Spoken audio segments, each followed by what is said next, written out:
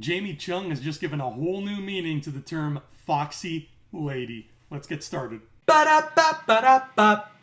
Hello, my friends. Welcome to Thumb Together TV. My name is Andrew Fantasia. Today we're going to be talking about Lovecraft Country, Episode 6, Meet Me in Daegu together. As usual, if you enjoyed this video, please feel free to give it a thumbs up and give some love to that subscribe button as well. I apologize for not being present for Episode 5. Last week there was no review. There was just personal stuff going on. Funeral, death in the family. Nothing I could do. So we're going to do a very, very quick recap of Episode 5 right now. Ready? Here we go. Ruby has this whole Jekyll and Hyde story where she is given a potion by William that lets her be white for a day, and she walks around getting a job at the department store as this white lady, and it's all like, ooh, wow, this is kind of fun. I get to finally see what the other side of society looks like. Her manager ends up being a douche tool, so she sodomizes him with a stiletto. Yes, that happened. And then it turns out that William has actually been Christina all along. Christina has taken the same metamorphosis potion just to become William. For what reason? Maybe she wants to know what it's like to be a man in the 1950s, because being a woman, even white, wasn't all that great either. The story told in that episode, which was called Strange Case, was really sticking to this formula that I'm getting to love so much about Lovecraft Country, where it is a short horror story that is stuck in the middle of this overarching continuous narrative. And this week, Meet Me in Daegu is the same kind of deal. We are focusing primarily on, I think her name is pronounced Gia, Jamie Chung's character, who lives in South Korea. She meets Atticus during the Korean War, and it's a short story about her. She had a troubled childhood. Her father was not very nice to her, so in order to protect her, her mother summoned some kind of evil fox spirit, and now the fox spirit resides inside Gia and is kind of controlling her body and what she does and everything. See, the fox spirit was initially summoned to protect Gia from her father, but once that happened, the fox spirit didn't just go away. It stayed with her, it lingered, and now if she wants to get rid of it and become herself a normal person again, she has to sleep with 100 men and kill them to steal their souls. And when she steals their souls, she sees all their lives and memories as well. We get to see this happening in real time right in front of us, and dear God, is it ever disturbing. First, it starts off just like any other steamy HBO sex scene.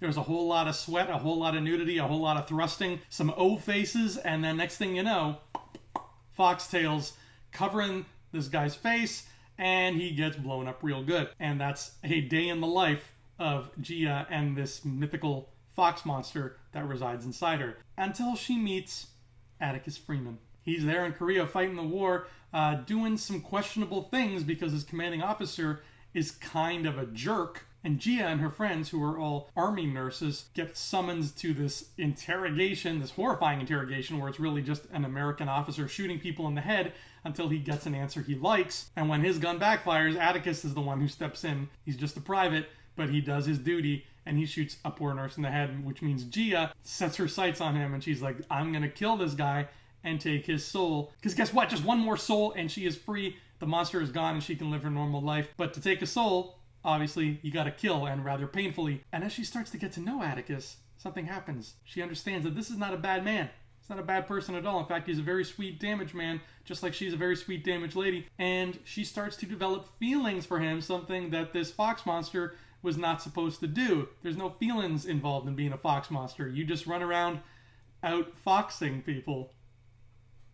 You're welcome for that one. So when the feelings arise, it's like, ooh, I really want to sleep with this guy because I like him a lot. But at the same time, if I sleep with him, my foxtails will go ballistic and kill him. So get away from me, Atticus. And then it turns into this will they, won't they, this very sort of heartbreaking, like I love you, but I can't be with you kind of thing.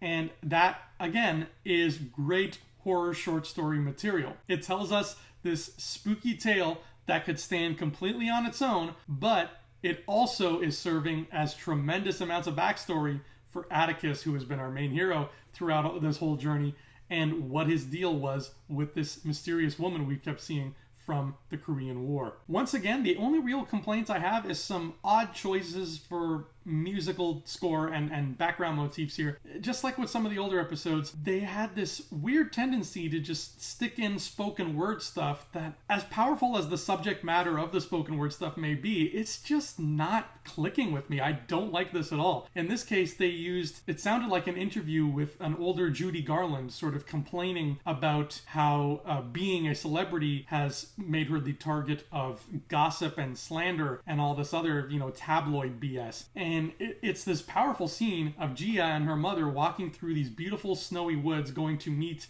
the witch, who I assume is the one who summoned the fox monster in the first place, because she's this spooky witch who just lives in the woods and lights things on fire and shit. And it's this beautiful, very eerie, supernatural environment. It's cold because it's in the middle of winter, so it's desolate. There's a little bit of music playing, so it would just be perfect on its own there. But then over top of this, you have Judy Garland being like, I don't like when people gossip about me. It's just wrong. It's wrong, I tell you.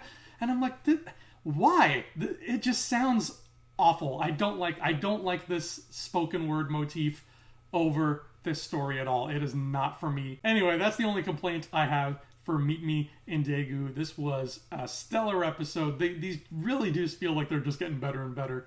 I think we have 4 left. So now I'm curious whether we're going to keep with this whole every episode is kind of a short horror story unto itself motif, or if it's just going to start becoming more serialized as we, ramp up towards the end. Either way, I think I'll be happy. But that has been Lovecraft Country, Meet Me in Daegu. That has been Thumb Together TV. I'm Andrew Fantasia. Thank you so much for tuning in. I will see you all here next time, and until then, adios.